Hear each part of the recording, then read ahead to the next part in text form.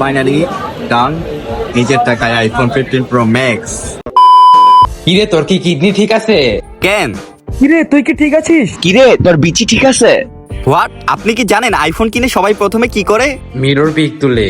ভাই আপনি কি করে জানলেন? ওয়াও, আপনি কত কুল। আপনি জানেন আমি আইফোন দিয়ে কি করি? চাঁদ দেখি জুম করে।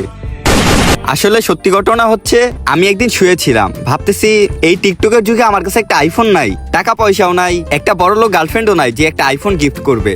কি যে করি, যাই একটু হাসপাতাল থেকে ঘুরে আসি।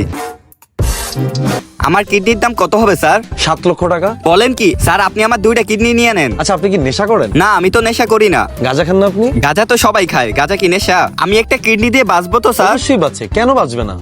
আপনি একটা কিডনি দিয়ে বছরের পর বছর পার করে ফেলতে পারবেন। 2টা কিডনি বিক্রি করলে 7-14, একটা বিয়ে করতাম, একটা বাইক কিনতাম আর একটা আইফোন। যাই আইফোনটা কিনে আনি। এই তো আমরা এখন বাসা থেকে বের হলাম, এখন বসুন্ধরার উদ্দেশ্যে যাব।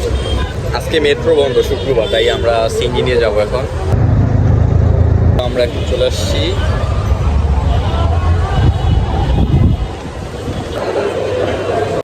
কি মানুষ রে বাবা, যেখানে সেখানে ভিডিও করে। আমার সাথে ছিল আব্দুল মাজিদ সাইফ। তারপর বেশি ঘোরাঘুরি না করে অ্যাপেল গেজেটে গেলাম, দেখি সেখানে গিয়ে অনেক ভিড়, এরকম অবস্থা আর ঢুকাই যাবে না। তারপরে চলে গেলাম আইস্টোকে।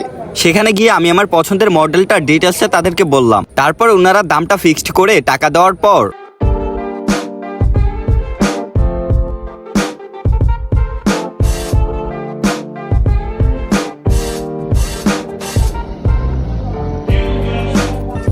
আনবক্স করলাম পছন্দের সেই আইফোন 15 প্রো ম্যাক্স।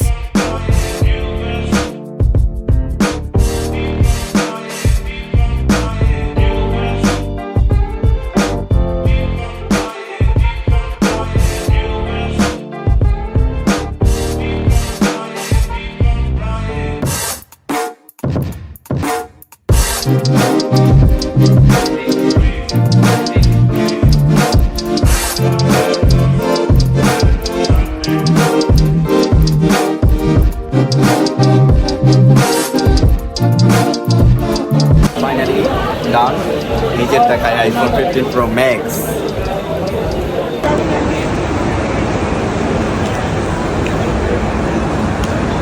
এটা দিয়ে আমি এখন কি করব?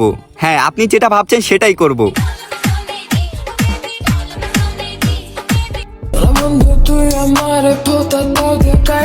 ভিডিও শেষ। এবার ভালো লাগলে সবার ইনবক্সে পাঠিয়ে দেন। দেখা হচ্ছে নতুন ভিডিওতে। I have you.